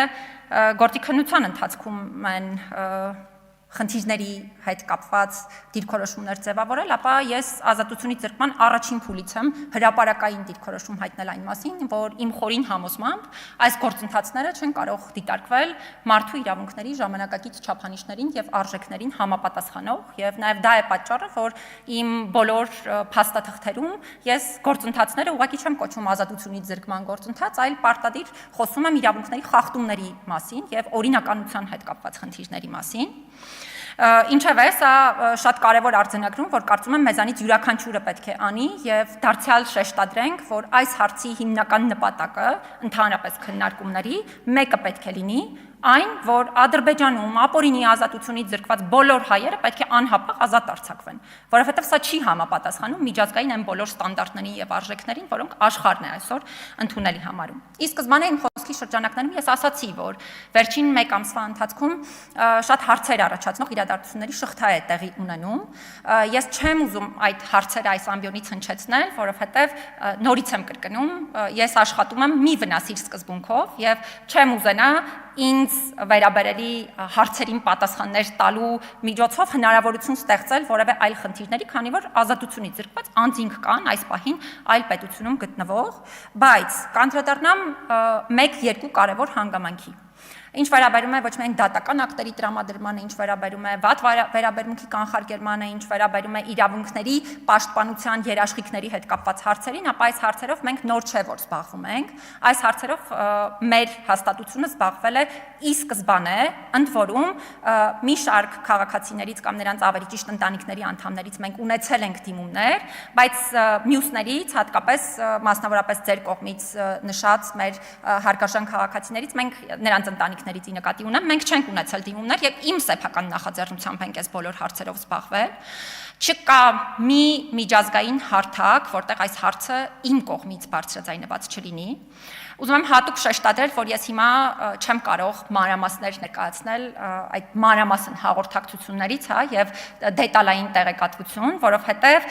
մենք կոնկրետ իրավիճակում ենք, հա, ընտրում եւ հասկանում, թե որ մարմնի միջոցով մեր հաղորդակցությունը ընդհանրապես կարող է որևէ առումով արդյունավետ լինել եւ խնդիր լուծել, որովհետեւ մի բան է ուղղակի անել գործողություն, մի բան է ենթադրել դու գործողության արդյունքում ինչ արդյունք ես ունենալու։ Արդյունքը լինելու է իրավունքը երաշխավորելը, թե արդյունքը լինելու է որևէ այլ դերակատարի համար լրիվ այլ բան ապահովելը։ Հետևաբար այս տեսանկյունից նկատի ունեցեք, խնդիրներով մենք զբաղվում ենք, բայց ես այս համատեքստում հրապարակային տեղեկատվություն մանրամասն այս պահին չեմ կարող ներկայացնել։ Արձագանք։ Տիկին Մանասյան, բնականաբար ես հետևում եմ ձեր գործունեությանը, հրապարակային գործունեությանը եւ առավել եւս սրտացավ եմ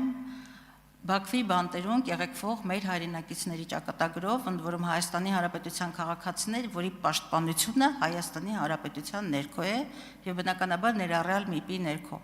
Այստեղ ձեր հնչեցրած բոլոր գնահատականները, որոնք հայտարարությունների տեսք են ունեցել, ձեր բանավոր եւ այլ խոսքերում շատ եմ հանդիպել, ընդ որում մի քանի գնահատականներ կա, որոնք հաճելի է անդադ բարձրաձայնել, ինչպես ապօրինի բանտարկությունը եւ այլն կեղեքումներ, բաներ, դրանք հրաշալի է, բայց կոնկրետ կներեք, խոսքից եւ հայտարարություններից այն կողմ մենք որևէ արդյունք չունենք։ Ես հիմա ձեզ բարձրացնում եմ այն մասին,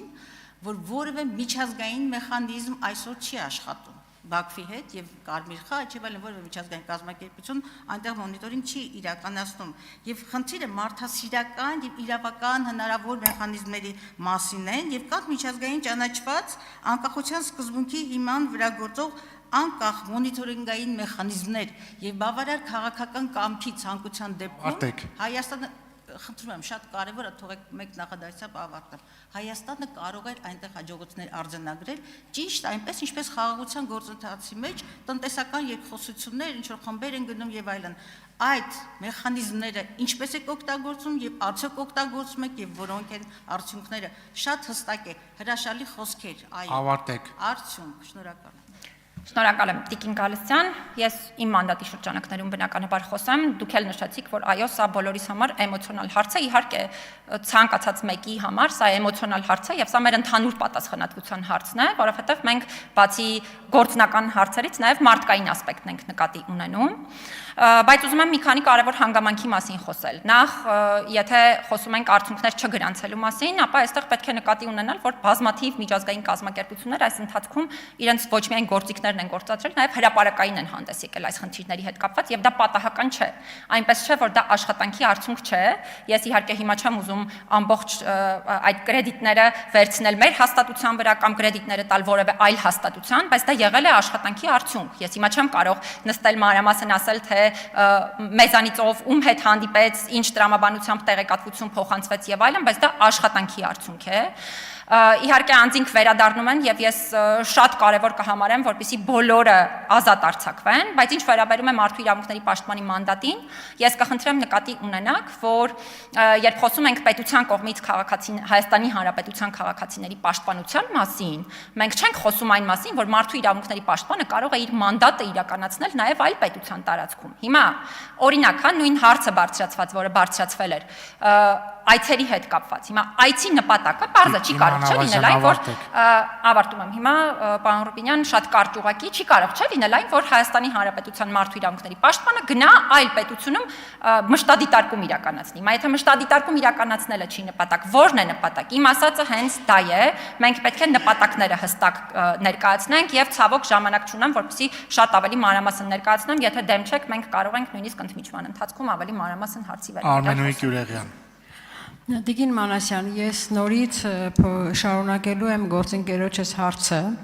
եթե նույն համատեքստում եմ ձևակերպելու հարցս, այդ դուք նշեցիք, այո, Բաքվի բանտերում գերության մեջ գտնվող մեր քաղաքացիները, մեր հայրենակիցները, այո, անպայման պետք է վերադառնան եւ դուք աշխատում եք մի վնասիր սկզբունքով, բայց ես համոզված եմ, որ դուք էլ եք համոզված, որ մի վնասիր չի նշանակում ոչինչ չանել։ Եվ նոր մեջ բերում եմ արդեն Ռուբեն Վարդանյանի ձեզ դիմաց նամակից, հա։ Նա վերջերս հանդիպել այդ նամակում գրում է, որ վերջերս հանդիպել է Ադրբեջանի օմբուդսմեն Սաբինա Ալիևայի հետ եւ հանդիպման ընթացքում բարձրաձայնել է կենցաղային, բժշկական, իրավական, մարդասիրական, դիվանագիտական մի շարք կոնկրետ հարցեր, որոնք վերաբերվում են հայ բանտարկյալների պահման պայմաններին։ Վարդանյանը նշում է, որ իրեն զրույցի ընթացքում Ալիևան ասել է Բաքու պատրաստակամություն է հայտնել եւ ներկայացրել է Բաքու այցելելու հնարավորության հարցի շուրջ ձեզ հետ արդեն քննարկման մասին եւ ադրբեջանական կողմը պատրաստակամություն է հայտնել նպաստել դրա կազմակերպմանը։ Սակայն այդ նախաձեռնությունը դեռևս չի իրականացվել եւ ՀՀ քաղաքացիների իրավունքների պաշտպանության պատասխանատու մարմինը ասել է, թե դուք որևէ նախաձեռնողականությամբ այժմ չեք հանդես եկել։ Հիմա երկու օր առաջ էլ արդեն արժանախագահ Դավիթ Իշխանյանը նման կոչով հանդես եկավ եւ դիմեց ձեզ, որ դուք օգտագործեք ձեր հնարավոր կապերը ստանալու այդ ադրբեջաներեն լեզվով ներկայացված փաստաթղթերը եւ այդ տարբերակը փոխանցել իր ընտանիքին ու փորձեք միջնորդել այդ հարցը արագ կազմակերպելու։ Հիմա Տիկին Մանասյան, արդյոք քննարկվում է Բաքու պաշտոնական պատվիրակության այց կազմակերպելու հնարավորությունը հայ գերիների հարազատների մասնակցությամբ, ինչպես եք պլանավորում համակարգել աշխատանքները Ադրբեջանի օմբուդսմենի հետ քաղաքացիներին վերաբերող մարդասիրական հարցերի շուրջ եւ ընդհանրապես ձերբակալության պահից սկսած ՄԻՊ-ը ինչ միջոցներ է ձեռնարկել Բաքվում անմիջապես հանդիպելու մեր քաղաքացիներին եւ տեղում ճշտելու իրավիճակը։ Շնորհակալ եմ շատ։ Նախ անդրադառնամ դարձյալ հրապարակային այդ նամակներին եւ խոսքերին։ Ձեզ մոտ հարցեր չեն առաջացնում, ընդհանրապես ու հարցեր չի առաջացնում ընդհանուր իրադարձությունների շղթան, ու նորից եմ կրկնում, ես այո չեմ ուզում մի վնասիր սկզբունքը խախտելով հիմա շատ ավելի հրապարակային եղանակով այլ հարցերի վերաբերյալ խոսել, որոնք կարող ենք քննարկել այլ ձևաչափով եւ ես պատրաստական եմ քննարկել այլ ձևաչափով, հետեւաբար այդ հատվածին ես չեմ անդրադառնա։ Բայց կանդրադառնամ մի կարևոր հատվածի։ Յուրաքանչյուր երկրի օմբուդսման ինքը չի հանդիսանում միայն իր երկրի քաղաքացիների պաշտպանը, յուրաքանչյուր երկրի օմբուդսման հանդիսանում է իր պետության տարածքում անկախ ազգային կամ այլ պատկանելությունից մարդկանց իրավունքների պաշտպանը։ Եվ յուրաքանչյուր պետության օմբուդսմանը ինքն է պարտավոր սկսել գործիքներ գործադրել, եթե տեսնում է, որ իր պետական մարմինների հետ կապված խնդիրներ կան իրավունքների երաշխավորման առումով։ Եվ այս տեսանկյունից, ինչպես ես այնպես էլ իմ յուրաքանչյուր գործընկեր պարտավոր է ստանալով իրավունքի խախտման վերաբերյալ տեղեկատվություն անմիջապես իր գործիքները գործադրել, ինչպես օրինակ ես երբևէ չեմ սպասում, երբ գնում եմ եւ հանդիպում եմ Հայաստանում ազատությունից զրկված բազմաթիվ օտարերկրացիների հետ, ովքեր բազում հարցեր են բարձրացնում, ես երբեք իրենց հետ կապված հարցերի քննարկում ընդհանրապես չեմ պայմանավորում որևէ երկրի օմբուդսմանի հետ իմ շփումներով, որովհետեւ շատ դեպքերում մարդիկ այնպիսի երկրներից են, որտեղ նույնիսկ օրինակ օմբուդսմաններ էլ չկան։ Հետևաբար այս հատվածը մենք պետք է արձանագրենք, որ յուրաքանչյուր պետությունում մարդու իրավունքների պաշտպանը պարտավոր է իր գործիքները գործադրել։ Ինչ վերաբերում է ինձ հետ քննարկումների այդ հատվածներին, ես արդեն հրապարակային այդ հարցին անդրադարձել եմ եւ տարակուսանք եմ հայտնել առնվազն այդ ուղերձի տեքստում ներկայացված մտքի առնչությամբ եւ հատուկ շեշտադրել եմ, որ ես չեմ ստացել որևէ պաշտոնական առաջարկ նման համագործակցության եւ չեմ էլ ստացել հաստատում այն մասին, որ այդ համագործակցությունը պետությունը կարող է նպաստել այդ համագործակցությանը։ Եվ այստեղ երկրորդ հարցն է առաջանում, ինչպես նախորդ հարցին պատասխանելիս նորից նշեցի։ Եթե խոսքը ընտանիքների այցերի մասին է, սա լրիվ այլ հարց է եւ այս հարցը բնականաբար այլ ձևաչափով պիտի հասցեավորվի։ Ես ոչ պետության անունից բանակցություն վարող եմ, ոչ կառավարության մաս եմ, ոչ էլ այլ պետական իշխանություն եմ ներկայացնում։ Ես անկախ մարմնի ղեկավար եմ եւ իհարկե այս հարցը բոլորովին այլ ձևաչափով եւ այլ մարմինների կողմից պետք է քննարկման առարկա դառնա։ Ես սա լրիվ առանձնացնում եմ մարդու իրավունքների պաշտպանի այցին եւ համագործակցությանը վերաբերելի հարցից, անդրադառնալով մարդու իրավունքների պաշտպանի այցին, անհրաժեշտ է հստակեցնել այցի նպատակը։ Դարձյալ նորից եմ կրկնում, սիրելի քաղաքացիներ, մարդու իրավունքների պաշտպանը, եթե կարծում եք, որ կարող է գնալ որևէ երկրում մշտադիտարկում անել ազատությունից զրկման վայրերում, դա այդպես չի լինելու։ Եթե օրինակ դուք ուզում եք, ինչ եք ուզում, ես գնամ այնտեղ ինչ պատկեր տեսնեմ եւ այլն, սա է պետք հստակեցնել նաեւ համատեղ քննարկումների արդյունքում եւ որպեսզի ավարտեմ, քանի որ ժամանակս ավարտվեց, դարձյալ այս կոնտեքստում մի շարք հարցեր կան, ինքը միայն իրավական եւ մարդասիրական հարց չէ, ինքը բազմաշերտ հարց է եւ պետք է քննարկվի հենց այդ ձևաչափով։ Արձագանք։ Տիկին Մանասյան, առնվազն նախաձեռնողականություն կարող եք ցուցաբերել եւ քննարկել ՄԻՊ-ի Ադրբեջանի ՄԻՊ-ի հետ Ալիևայի հետ այդ հանդիպումները կազմակերպելու հնարավորությունների մասին, փորձել կազմակերպել այո այցելություն հնարավորությունների մասին քննարկել եւ չսպասել, որ նրանք պաշտոնական դիմում պաշտոնապես ձեզ հրավիրեն, որ դուք նոր գնաք։ Եթե սպասեք, հաստատ այդ հրավերը չի լինելու։ Նախաձեռնողականություն ցուցաբերել եւ այնպես չի, որ ըստ էության ուրիշ հարցերում դուք նման նախաձեռնողականություն չեք ցուցաբերում։ Ինձ կոնկրետ դիմել է քաղաքացի, ում հարցը Շվեյցարիայի հետ է կապված, բայց դուք ձեր լիազորությունների շրջանակից դուրս նման նախաձեռնողականություն ցուցաբերել եք։ Ես չեմ ուզում հիմա դա մանրացնել։ Այսինքն դուք ցուցաբերեք նախաձեռնողականություն, փորձեք խոսել, զրուցել Ալիևայի հետ, հասկանալ ինչ հնարավորություններ կան նման այցելությունները կազմակերպելու եւ եթե պետական մարմինների աջակցությունն է պետք, դիմել պետական մարմիններին որպես ՄԻՊ նման այցելությունը կազմակերպելու խոսքը դրա մասին է։ Դուք որևէ նախաձեռնողականություն ցուցաբերելու եք։ Միտքը հասկանալի է, ավարտեք։ Շնորհակալ եմ Տիկին Կյուրախյան, մենք նախաձեռնողականություն ցուցաբերում ենք բազմաթիվ պետությունների հետ կապված, ոչ միայն Շվեյցարիայի, օրինակները Իսպանիա, Նիդերլանդներ, Ռուսաստանի Դաշնություն, Ղազախստան եւ մի շարք այլ պետություններ, որոնց հետ կապված միանշանակ ցուցաբերում ենք նախաձեռնողականություն, բայց այն իրավիճակներում, երբ մենք հստակ ունենք դրա հետ կապված ընդհանուր մեթոդաբանական դիրքորոշում։ Ինչ վերաբերում է այս հարցին, սա բնականաբար բոլորովին այլ ոլորտի հետ կապված հարց է եւ նորից ես այս փուլում հրապարակային եղանակով չեմ խոսելու այն բոլոր նախաձեռնությունների մասին, որոնք մենք ունենք, ընդ որում սա ոչ թե մեր մանդատի կոնտեքստում իրականացվող հարցեր են, սա պարզապես այո մարդասիրական հարցերի համատեքստում անկախ մեր ունեցած պարտականություններից կիրառվող գործիքակազմ է, եւ եթե լինի հրապարակման ենթակա տեղեկատվություն, մենք այդ տեղեկատվությունը միանշանակ կհրապարակենք։ Լիլիթ Ստեփանյան։ Շնորհակալություն, Տիկին Մանասյան, շնորհակալ եմ զեկույցի համար, շնորհակալ եմ նաև այն աշխատանքի համար, որ դուք իրականացնում եք Հայաստանի Հանրապետությունում։ Ձեր խոսքի սկզբում դուք թվեր հնչեցրեցիք, ասացիք, որ կարծես 2900-ով ավելի պակաս դիմում եք ստացել։ Ավել եք ստացել, բայց նաև նշեցիք, որ որոշ դեպքերում համակարգային բավականին լավ լուծումներ ունենք եւ դա ցույց են տալիս ձեր մոնիթորինգի արդյունքները։ Կցանկանայի հասկանալ այս խզումը ինչով է պայմանավորված եւ երկու հարց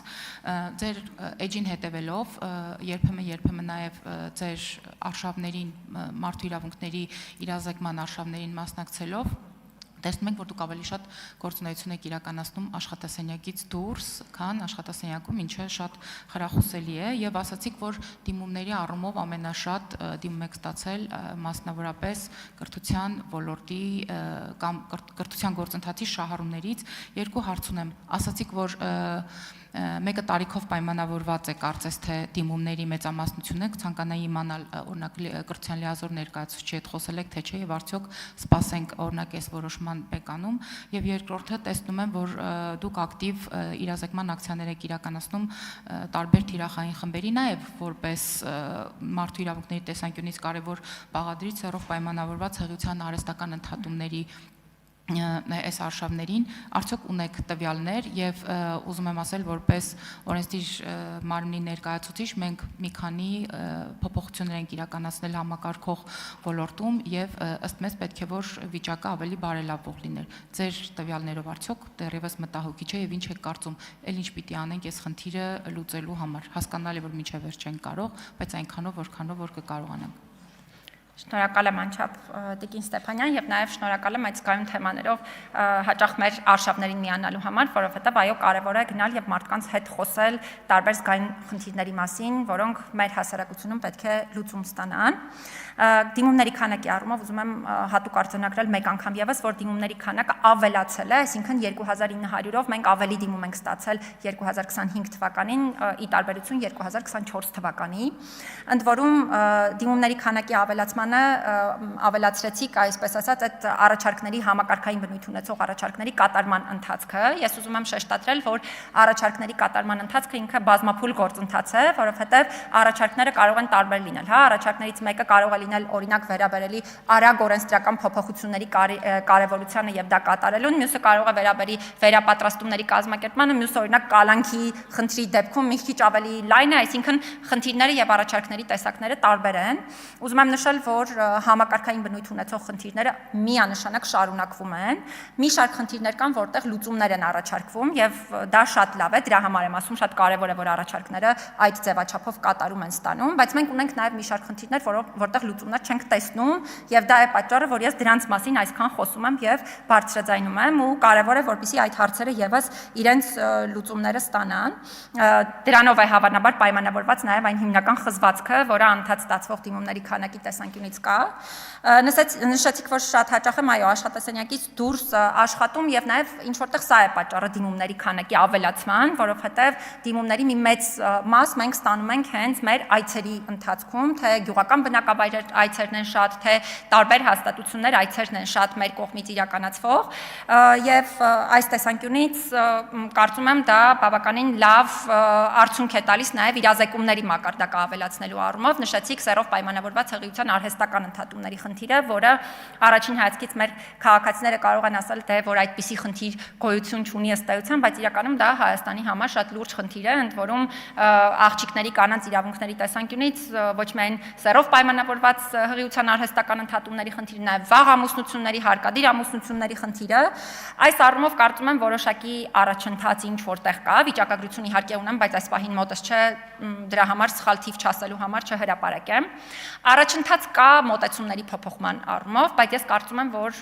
մենք շատ անելիք ունենք իրականում մարդկանց կրթելու տեսանկյունից, կրթության համակարգը ես համարում եմ, որ հատկապես իրավահավասարության եւ հակախտրականության ոլորտի առումով ամբողջությամբ պետք է վերափոխվի, շատ այն խնդիրները, թե դպրոցական կրթության առումով, թե արդեն բարձրագույն ուսումնական հաստատություններում մարդու իրավունքների կրթության դիտանկյունից եւ ինչ վերաբերում է կրթական գործընթացի շահառուների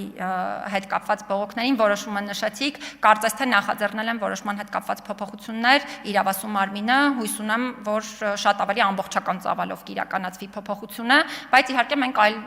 բողոքներ ենք ստանում, թե ատեստավորման գործընթացի, թե մի շարք այլ հարցերի հետ կապված, ուղղակի այստեղ շատ կարևոր է համակարգային մոտեցումներ ցուցաբերելը։ Արձագանք։ Շատ շնորհակալ եմ Տիկին Մանասյան, շնորհակալ եմ պատասխանների համար եւ դուք ձեր խոսքում առհասարակ դեպքերով պայմանավորված ինչ-ինչ դրվագների մասին խոսեցիք, որոնցով հետագայում քրեական գործի բովանդակությունն է կախված կամ պատժի սահմանաչափը, օրինակ նշեցիք, որ կարող է շատ լուրջ դեպք իրագործված լինի, բայց դա որակեն որպես հպում կամ մարդիկ չպատկերացնեն, որ դա հպում չի եւ այլն, եւ կրթության մասին խոսեցիք, լրիվ համաձայն եմ ձեր հետ, մեր հատկապես հանրակրթությունը պետք է հստակ շեշտադրված լինի մարդու իրավունքների այսինքն տեսանկյունից մենք պետք է իրականացնենք քաղաքացիական կրթություն եւ շատ արդիական մի թեմա կա վեդիի դեպքերի հետ կապված, որտեղ էլի էս հպում բառներ օգտագործվել, ես ասոցացրեցի ուղղակի ցանկանայի որպես մարդու իրավունքների պաշտպան նաեւ սրան գնահատական տակ եւ շատ նմանեցրեցի բոլորիս հայտնի Նարդոսի ինչ եղավ հետո, երբ շաքարամանից 2 կտոր շաքար պակասեց, թե ինչ եղավ հետո բոլորս իմացանք։ Իրականում հարցերը շատ էին, բայց թերևս այսքանը շնորհակալ եմ։ Շնորհակալություն, ես էլ փորձեմ կարճ պատասխանել, իրականում իմ նշած խնդիրը հատկապես բռնությունը չճանաչելու հետ կապված չէր վերաբերում միայն իրավապահ մարմիններին, այստեղ էլ իհարկե խնդիրներ կան, բայց շատ մեծ խնդիրներ կան նույն երեխաների հետ աշխատող մասնագետների շրջանում ընդհանուր առմամբ, օրինակ նույն Հայաստանի դեմ մարդու իրավունքների եվրոպական դատարանը համանման գործերից մեկով վճիռ էր կայացրել եւ ընդհանուր երբ դիտարկում ես այդ իրավիճակը, պարզեր, որ շատերն էին տեղեկացված այդ իրավիճակից, բայց նույն դպրոցական համակարգում եւ այլն խնդիրը ընդհանուր առմամբ չէր բարձրաձայնվում։ Հետևաբար կարեւոր է, որ նույն կրթության բնագավառում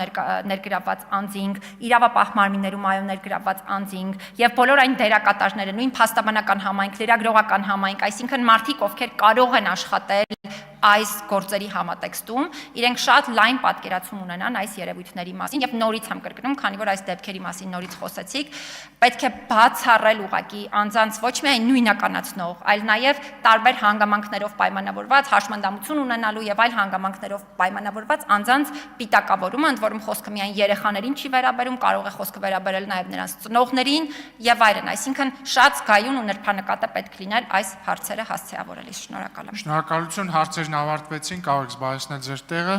Այժմ մտքերի փոխանակության համար հերթագրում։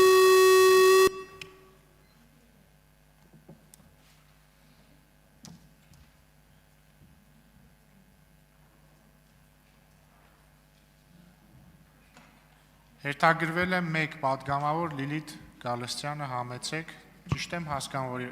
խմբակցության անունից նույնպես ելույթ է ունենալու, համեցեք։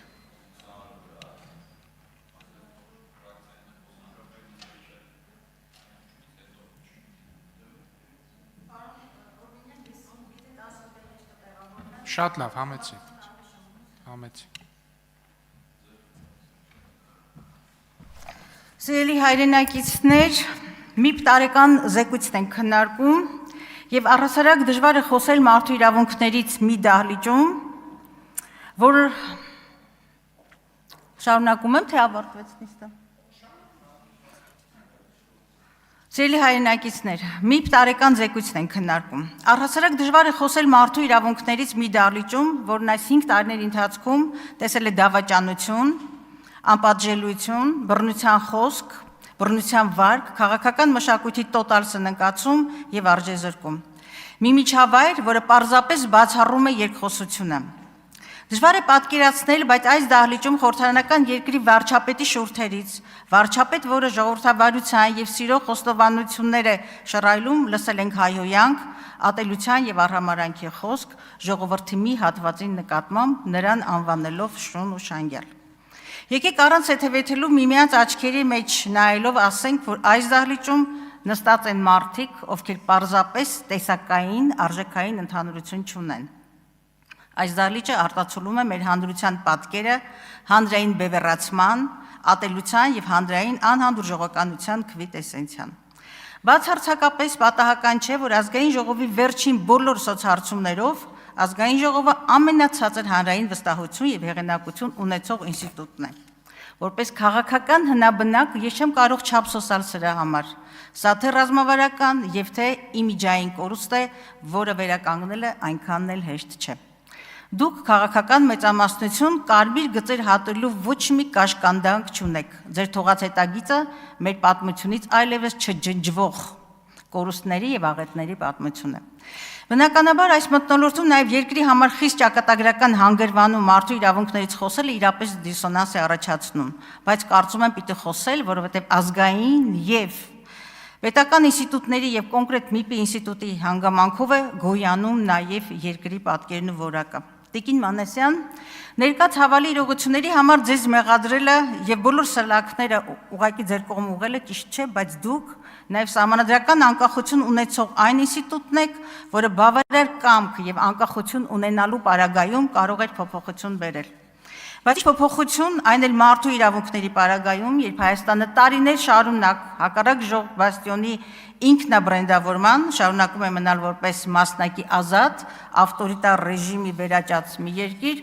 ուր իշխանության բոլոր ճյուղերը կենտրոնացած են մեկ մարդու ձեռքում եւ երկիրը բռնել է հարաճուն ոստիկանապետության ճանապարհը։ բռնությունը, դատական ոլորտի բարեփոխումների տապալումը, մարդու իրավունքի եւ հիմնարար ազատությունների ոտնահարումները, քաղաքական բանտարկյալները, սահմանադրական կարգի խախտումներն ու եկեղեցու հալածանքը մեր իրականության մշտական ուղեկիցն են։ Երեք վեդույում ձերբակալված բռնության ենթարկված անչափահասների հորեղբայրը մեր երկրում տիրող մարդու պաշտպանվածության ամենացավալի եւ ցցուն պատկերն է։ Մարդը դիմել է ինքնիրավչության, որովհետեւ ամիսներ շարունակ անպաշտպան է եղել իրավապահ համակարգի հանցավոր անկապակցություն է դրսևորել։ Լսում ես մանկավարժական կոլեկտիվի հարցազրույցները եւ հասկանում, որ պարզապես ոստիկանական ծածկադմփոց է տեղի ունեցել։ Այսպիսին է բարեվարկված եւ ռեֆորմախեղտ ոստիկանության պատկերը։ Դե հո ընդդիմադիր հայացքներ ունեցող քաղաքական գործիչի մասին չէր, որ միանգամից փռեին ասֆալտին, կողեր ու ծնոտ ջարդեին։ Եվ կշարունակվեր այս ծածկադմփոցը, եթե չլիներ լրագրողի եւ փաստաբանների համառությունը։ Նորից եմ կրկնում, ինչպես ասել եմ նաև երեք այս ամբիոնից գլխավոր դատախազին, Հայաստանում Հայաստանի Հանրապետության քաղաքացին պաշտպանված չէ, եւ սա բացակա պետության նշան է։ Եվ այս պատկերը համարյա թե բոլոր ոլորտներում է անպատասխանատվություն եւ անտերություն։ Հիմա ձեզ եմ դիմում Տիկին Մանասյան։ Ես եւ բնականաբար մեր քաղաքացիները ուզում ենք հասկանալ, թե ինչ է փոխում հայ մարդու եւ մեր հասարակության կյանքում ձեր զեկույցը եւ առհասարակ կանխարգելման ազգային մեխանիզմ հանդիսացող մի ինստիտուտի գոյությունը։ Նայում եմ վիճակագրությունը 2022-25 թվականների վիճակագրությունը գրեթե նույն պատկերի վերարտադրությունն է։ Ձեր առաջարկների կատարումը 20-30%-ի շրջագծում է։ Հաշվետու ժամանակահատվածում ձեր 487 առաջարկներից ամբողջությամբ կատարվել են 113-ը, որը ընդամենը 23.2% է։ Խնդիրները նույնությամբ կրկնվում են պետական եւ տեղական ինքնակառավարման մարմինների եւ պաշտոնատար անձանց կողմից մարդու իրավունքների եւ ազատությունների տասնյակ ոտնահարումներ եւ անպատժելիություն, ավան վարչական շրջան եւ այլն օրինակները հարյուրավոր են։ Ծանր իրավիճակ քրեական արդարադատության ոլորտում, բանտերում խոշտանգումներ, բժշկական օգնության անբավարար մակարդակ, ինքնավնասում կատարած անձանց եւ ինքնասպանությունների աճ 2025-ին կարծեմ դա հասել է 8-ի եւ բնականաբար դրանք չեն դառնում պատշաճ քննության առարկա։ Ոստիկանության կողմից իրականացված խոշտանգումներ, Սամվել Վարդանյանի գործը, ապօրինի զինատեսակների գործածում եւ պատասխանատվության ենթարկված ոչ մի ոստիկան 25 թվականի դեկտեմբերի տվյալներով։ Բազմաթիվ խնդիրներ խոսքի ազատության ոլորտում, լրագրողների դեմ հարձակումներ, ապատեղեկատվություն, ատելության խոսքի բարձր, ես կասեի խայտառակ մակարդակ, լրագրողների թիրախավորում։ Այս ամենը բնականաբար միջազգային ինդեքսներում լուրջ նահանջ է արձանագրել եւ Հայաստանը 34-ից իջել է 50-րդ հորիզոնականի։ Դուք Տիկին Մանասյան շարունակում եք արձանագրել եւ գեղեցիկ ելույթներ ունենալ։ Մի խոսքով պատկերը կայուն անարդյունավետություն, նույն խնդիրներով, նույն ցածր կատարողականներով։ Եվ մի ինստիտուտ, որի առաջարկների մոտ 70%-ը կամ չի կատարվում, կամ կատարվում է կիսատ պռատ, դա արդեն ոչ թե տեխնիկական խնդիր է, այլ ես կասեի համակարգային խնդիր։ Եվ շատ կարևոր մի հաստատում եմ ուզում անել, դուք շատ լավ խոսում եք, էջերով զեկույցներ պատրաստում, բայց մարդու իրավունքների պաշտպանությունը չի չափվում գրված էջերի քանակով, այլ փոխված կյանքով, փոխված հասարակությամբ, հանրությամբ։ Եվ դուք սոսկ հայտարարություններ տարածող ծառայություն չեք, ոչ էլ հասարակական կազմակերպություն եք, այլ կանխարգելման ազգային մեխանիզմ, որը երաշխավորված է ՄԱԿ-ի կոնվենցիայով եւ Հայաստանի Հանրապետության սահմանադրությամբ։ Եվ այստեղ բնականաբար պիտի խոսեի ձեր վստահության մասին, ձեր ինստիտուտի նկատմամբ հանրային վստահության մասին, որը բնականաբար դրսևորվում է եւ պիտի դրսևորվի եւ արդյունքն է ձեր նկատմամբ վստահությունը դրսևորվի արդյունքներով։ Եվ հիմա անցնեմ այն վերջին հարցին, որի շուրջ ես ձեզ հարց տվեցի, խոսքը վերաբերվում է մեր ռազմագերիներին, Ռոբեն Վարդանյանի նամակը, Դավիթ Իշխանյանի նամակը անձամբ ձեզ ուղղված։ Եվ այդտեղ բնականաբար ես հետևում եմ այս գործընթացներին եւ բազմաթիվ ձեր հարցազրույցներ եմ լսել, մեկնաբանություններ եւ այլն։ Թույլ տվեք ասել, որ դուք շարունակ թաքնվում եք այսպես մի մարդու կերպարի մեջ, որը շատ բան գիտի, բայց այս խոխունության որոշում է ամեն ինչ ասել, որտեվ ուղղորդվում եք մի վնասիր սկզբունքով։ Եվ կարելի է մտածել, թե ինչ որ գործողություններ են կատարվում եւ դուք չեք խոսում, որպեսզի չվնասեք։ Բայց ես ուզում եմ ասել, որ իսկապես մարդասիրական եւ իրավական հնարավոր մեխանիզմները, եթե գործադրված լինեին, մենք բոլորովին այլ պատկերի առջև այսօր կանգնած կլինեինք։ Ըստ էության, եթե կա խաղաղության գործընթաց, որը այսքան տարփողվում է քաղաքական մեծամասնության կողմից, այդ ի՞նչն ենք վնասում։ Մյուս կողմից, եթե կա խաղաղության գործընթացի երկուստեք փոխանակումները, այդ նավթ ու գազին չեմ ուզում անդրադառնալ, այս կոնտեքստում ուղղակի բարոյական չի, բայց տեսեք խմբերի փոխանակումներ են տեղի ունենում, նշանակում է ինչ որ մարդասիրական գործընթացներ կան, այնուամենայնիվ շփումներ կան։ Եվ ես կարծում եմ, որ բավարար քաղաքացիական ասեմ, քաղաքականը չի կարելի դեր կոնտեքստում օգտագործել, եթե բավարար քաղաքացիական կամք եւ մասնագիտական եւ մարդկային կամք դրսեւորեիք, դուք կարող եք այդ միջանցքում տեղավորվել եւ այս խնդիրները տեղ հասցնել։ Մենք չենք խոսում, ես եւ իմ գործընկերները, մենք չենք խոսում այսպես բոլորովին դիվանագիտական ընթացքների մեջ մտնելու, ձեր մանդատը գերազանցելու մասին։ Բնականաբար հասկանում ենք, որ դուք դիվանագիտական կառույց չեք եւ սահմանափակված եք ձեր գործունեությամբ։ Բայց մենք խոսում ենք մարդասիրական եւ իրավական մեխանիզմների մասին, որը թույլ է տալիս թե ՄԱԿ-ի կոնվենցիան եւ թե ձեր առաքելությունը, հումանիստական առաքելությունը։ Եվ մենք խոսում ենք միջազգային մոնիտորինգային մեխանիզմների մասին, կանխարգելիչ մեխանիզմների մասին, եւ եթե ձեր նամակագրությունը, թղթակցությունը միջազգային կառույցների հետ բավարար հետևողական լիներ, կարող էիք արդյունքներ արձանագրել։ Այ դուք ասում եք, դուք հավատում եք միջազգային կազմակերպություններում եւ միջազգային շրջանակներում մեր պետության կատարած աշխատանքներից եւ գոհ եք։ Չէ՞, մի քանի հարցազրույցներում բավարար եք գնահատում եւ ձեր միջամտությունը այդտեղ չեք տեսնում։ Եթե խոսքս ժամանակ ավարտվում է, խնդրում եմ մեր ֆրակցիայի հաշվին ինձ տալ մեկ կամ երկու րոպե, ես հիմա կավարտեմ։ Դուք ասում եք վստահաբար, որ աշխատանք կատարվում է եւ այդ արդյունքները դուք տեսնում եք։ Ես նորից եմ կրկնում, ձեր առաքելությունը ավելին է, քան այն, ինչ գրված է թղթի վրա։ Մարդասիրություն, հումանիզմ, քաղաքացու եւ մարդկային կամք եւ ինչու՞ չէ, նաեւ պետության հետ երկխոսություն, համոզմունքի դաշտից եւ այլն։ Իսկ այն հանգամանքը, որ դուք ասում եք պետությունը բավարար աշխատանք է կատարում այս ուղղությամբ, ես ուզում եմ ուղղակի սառը ջուր լցնել ձեր այդ համոզումի վրա, որտեղ որպես ԵԱՀԿ խորհրդանական վեհաժողովի Հայաստանի պատվիրակության անդամ, ուղիղ 1 տարի առաջ, երբ Պորտոյում ես կարողացա մարդու իրավունքների զեկույցում համապատասխան բանաձև մտցնել, որը պահանջում էր, որպեսզի մոնիտորինգային անկախ խումբ մեկնի Բաքու մշտադիտարկում իրականացնելու Բաքվի բանտերում կեղեքվող հայ քաղբանտարկյալների եւ Ադրբեջանում ոչնչացվող շարունակվող մշակութային ցեղասպանության նկատմամբ մեր հուշարձանների եւ մշակութային ժառանգության նկատմամբ մեր պատվիրակության անդամները դեմ եղան։ Եվ 30 օտարազգիներ, ոչ հայեր, կողմ քվեարկեցին։ Այս է միջազգային հարթակներում, միջազգային, այսպես ասեմ, միջանցքներում Հայաստանի դիվանագիտական պատկերը եւ քաղաքական կամքը։ Ես նորից եմ մնում այն համոզումի, եթե բավարար կամք դուք էլ դրսևորեք, բավարար կամ բավարար ցանկություն, միջազգային թե իրավունքները, թե մեխանիզմները ձեզ թույլ են տալիս կարողանալ հասնել նրան, որպեսզի գործադրվեն մոնիտորինգային մեխանիզմներ, կամք, ցանկություն եւ իշխանության քաղաքական կուրսին չհաշտվողականություն։ Դուք ձեր համար որդեգրել եք հարմարավետության մի ռեժիմ, հանկարծ այսպես քաղաքական տրենդից դուրս չմնամ, բայց ես կարծում եմ, ձեզ համար էլ է կարևոր, թե ձեր մասնագիտական հետագիծը, թե ձեր մասնագիտական վարկը եւ հանրության մեջ ընկալումները եւ վստահությունը ձեր ինստիտուտի նկատմամբ դուք ուշ չի, դեռ ունեք շանս բավարար կամք դրսևորելու պարագայում գործադրել կարևոր մեխանիզմներ։ Շնորհակալություն։ Շնորհակալություն։ Ես խոսեմ հիմնականում այն հիմնական հարցերի վերաբերյալ, որոնց նաև Տիկին Գալստյանը վերջում անդրադարձավ, իհարկե այն համատեքստում, թե ինչպիսի զարգացում է ապրել մարդու իրավունքների պաշտպանի հաստատությունը։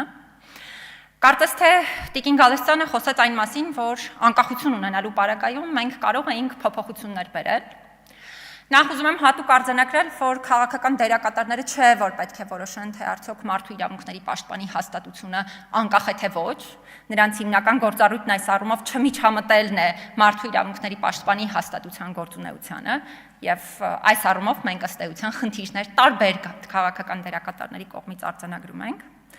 Բայց ամեն դեպքում կարևոր հանգամանքը հիշատակեմ, երևի թե ամենակարևոր հանգամանքն այն է, որ մարդու իրավունքների պաշտպանի հաստատությունները միջազգային գնահատում են անցնում, եւ այդ գնահատումն իրականացնում են անկախ մարմինները, միջազգային մարմինները, եւ Հայաստանի մարդու իրավունքների պաշտպանի հաստատությունը միջազգային վերջին գնահատումն անցել է 2024 թվականին Միավորված ազգերի կազմակերպության կողմից, եւ Միավորված ազգերի կազմակերպության կողմից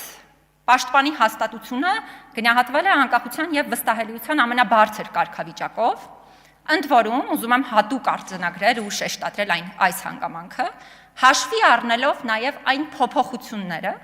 որը մարդու իրավունքների պաշտպանը եւ պաշտպանի հաստատությունը կատարել են, ի տարբերություն նախկինում հաստատության գործունեության որոշ ուղղությունների, որոնք տարբեր ժամանակներում միջազգային դերակատարների կողմից արձանագրվել են որպես բարեփոխման ու կատարելագործման ենթակա։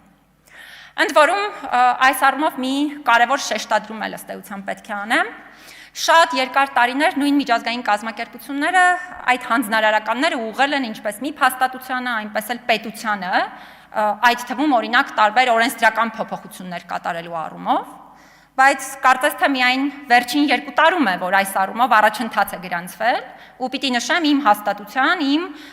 ազգային ժողովի եւ այդ թվում կառավարության գործընկերների համագործակցությամբ նախորդ տարի նաեւ падգամավորական նախաձեռնության կարգով օրենքի նախագիծն ընդունվեց, որին ի դեպ, եթե չեմ սխալվում, Տիկին Գալստյանին ներկայացնող խմբակցության ներկայացուցիչներից մեկը նույնիսկ դեմ էր քվեարկել, որ անհասկանալի էր, քանի որ ամբողջ օրենքի նախագիծը ուղղված էր միջազգային հանձնարարականների կատարմանը։ Տիկին Գալստյանը նշեց, որ այսօր Հայաստանում քաղաքացին պաշտպանված չէ։ Այո, միանշանակ է, որ Հայաստանում բազում խնդիրներ կան քաղաքացիների պաշտպանված լինելու հետ կապված, եւ այո, այդ խնդիրները պետք է հասցեավորվեն, բայց այդ խնդիրները պետք է հասցեավորվեն բոլոր դերակատարների կողմից։ Ես ուզում եմ հիշեցնել Տիկին Գալստյանին, որ ինքը եւ իր քաղաքական գործընկերները օրինակ